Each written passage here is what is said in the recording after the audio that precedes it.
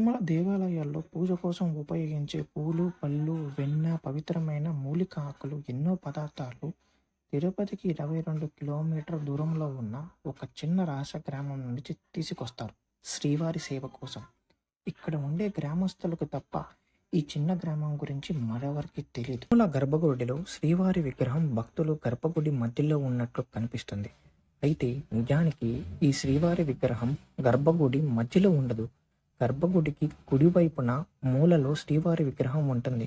సరిగ్గా గమనిస్తే ఇది మీకు స్పష్టంగా కనిపిస్తుంది. వెంకటేశ్వర స్వామి విగ్రహానికి మృదువైన చిక్కులేని నిజమైన జుట్టు ఉందని మీకు తెలుసా?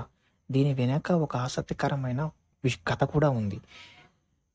వెంకటేశ్వర స్వామి భూమిపై ఉన్న సమయంలో ఊహించని ప్రమాదంలో తన చుట్టూ కొంత భాగాన్ని కూలిపోయాడు. ఇది గమనించిన నీలాదేవి అనే గంధర్వ యువరాణి తన జుట్టులో కొంత భాగాన్ని కత్తిరించి శ్రీవారికి ఇచ్చింది. భక్తితో సమర్పించిన తన తలనీలాలు స్వీకరించాలని స్వామివారిని నీలాదేవి కోరింది.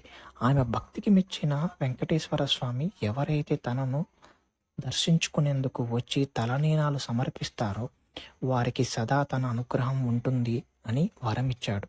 అప్పటి నుంచి తిరుమలకి వెళ్ళే భక్తులు తమ కోరిక తీరక ముందే తీరిన తర్వాత స్వామివారికి తలనీలాలు సమర్పించడం ఆనవాయితీగా వచ్చింది.